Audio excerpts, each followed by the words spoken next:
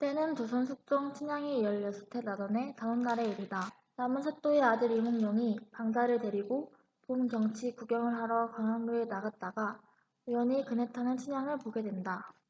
너는 상필 저 애를 알리라. 대간절 저 처녀가 누구냐? 아, 저 아이는 월매의 딸 춘향이라 하옵는데 생김새도 괜찮고 얌전도 하지요. 마치 절대가인은 못되어도 우리 호남에서는 제해가는 미인이라 소문도 당이 높소이다. 방자의 두 손으로 이몽룡과 춘향은 광안루에서 처음 만나게 되고 한눈에 서로에게 반한다.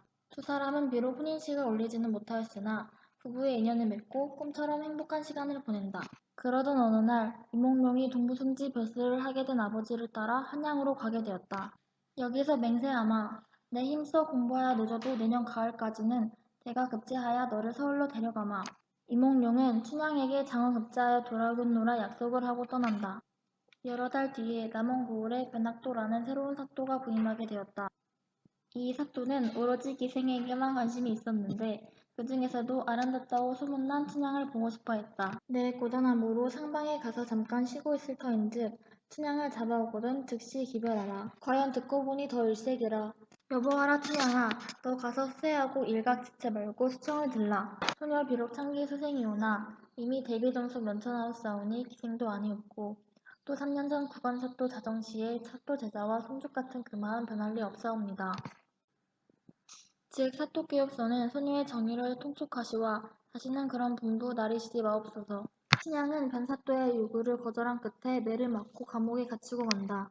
한편 한양에 간 이몽룡은 밤낮으로 공부하여 과거 시험에서 장원급제를 하고 전라도 암행의사에 임명된다. 사또는 감옥에 갇혀있던 죄인들을 불러 하나하나 조사해서 죄 없는 사람들은 풀어주었다. 그리고 춘향의 차례가 오자 진직 거짓으로 춘향에게 자신의 수청을 들면 목숨을 살려주겠다고 하나 춘향은 자기를 죽이라며 거절을 한다. 얼굴을 들어서 나를 보아라. 춘향은 어사또가 이몽룡임을 확인하고 그 둘은 오래도록 함께 살았다. 페미니즘적 해석은 우리나라의 대표적인 소설인 춘향전에서도 나타납니다. 춘향전을 페미니즘적으로 해석하여 쓴 시가 있습니다. 바로 노천명의 시 춘향입니다. 이 시의 공간적 배경은 옥중입니다. 이 옥중의 모습은 춘향전에서는 다음과 같이 묘사되고 있습니다. 이 시에서 님이 돌아온다는 것은 벽에 그려진 황계가 살아서 올 수 있을 때에야 가능한 일로 현실로서는 거의 불가능한 상황입니다. 그러나 춘향은 이런 불가능한 상황에서도 님과의 헤어를 확신하며 사랑의 불변을 맹세합니다. 옥지환, 옥가락지 등에 보이는 옥은 오랜 세월이 지나도 변하지 않는 것으로 여성의 절개를 상징한다고 할 수 있습니다. 이도령을 기다리는 춘향이 온갖 고통과 학대를 받으며 연례절 상황을 지켜나갈 때 이몽룡은 조금도 고통을 당하지 않고 출세의 길로 달립니다. 그러나 사랑을 위해 달게 형들을 쓴 춘향은 옥 안에서 칼을 쓰고도 붉은 사랑을 뱉어버리지 않습니다. 이를 통해 시인은 남성적 질서체계의 강압에 의해서가 아닌 주체적인 여성으로서의 춘향의 절개를 강조하고 있음을 알 수 있습니다. 이런 점에서 노천명의 춘향은 고전적 의미로서 넋을 잃고 무작정 기다리는 순수한 여성의 유형이 아니라 새로운 춘향의 모습을 보여주고 있다고 할 수 있습니다. 즉 노천명은 춘향을 현대 여성의 면모를 페미니스트적 해석을 통해 보여주는 입장에서 수용하여 변형한 것이라고 할 수 있습니다. 이렇게 춘향이는 흔히 조선시대의 페미니스트, 권력에 저항한 강한 여성으로 묘사되고 평가받기도 합니다. 하지만 저희는 과연 춘향이 그러한 평가를 받을 자격이 있는지 한 걸음 더 들어가 짚어보기로 했습니다.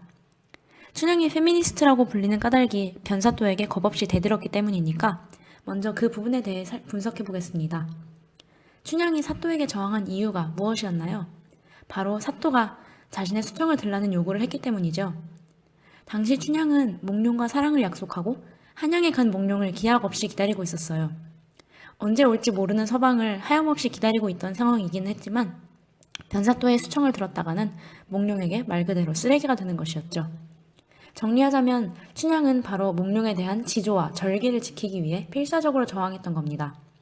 지조와 절개, 이것은 유교에서 여성에게 요구하는 대표적인 가치관이죠. 여성을 남성에게 종속시키기 위한.